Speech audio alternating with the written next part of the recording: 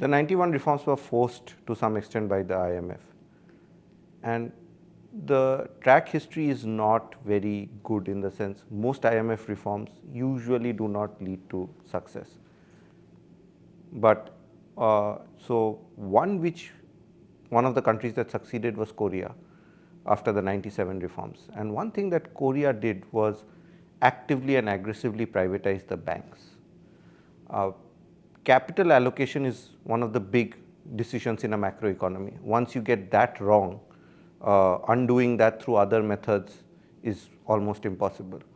So getting the right capital allocation, one way to do it, or probably the only way to do it, is through market mechanisms. And when banks are nationalized and they do not have the incentives of following the market or being exposed to market risks, the mistakes in capital allocation do not get corrected over a long period of time. And maybe that is one thing that should have been done at the financial sector level.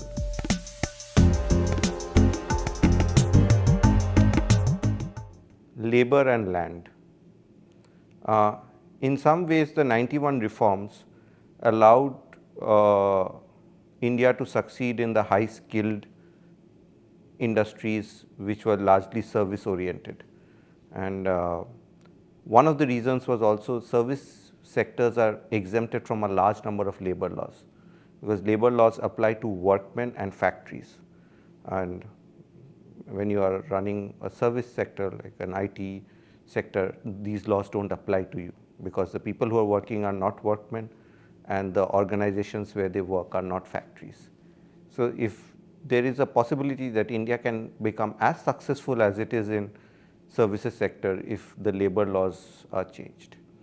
Similarly, the East Asian countries changed the land laws also in the late 80s, early 90s, where they gave property rights, absolute property rights to farmers after redistribution or whatever economic policies they had taken in the past.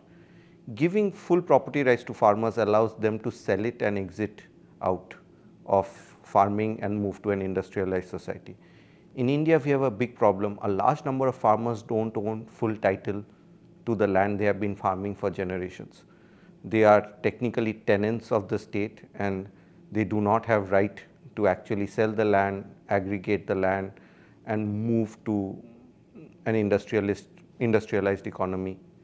And that may be holding back a large number of people who are well known to have been operating in a industry or a sector which has a lot of hidden unemployment.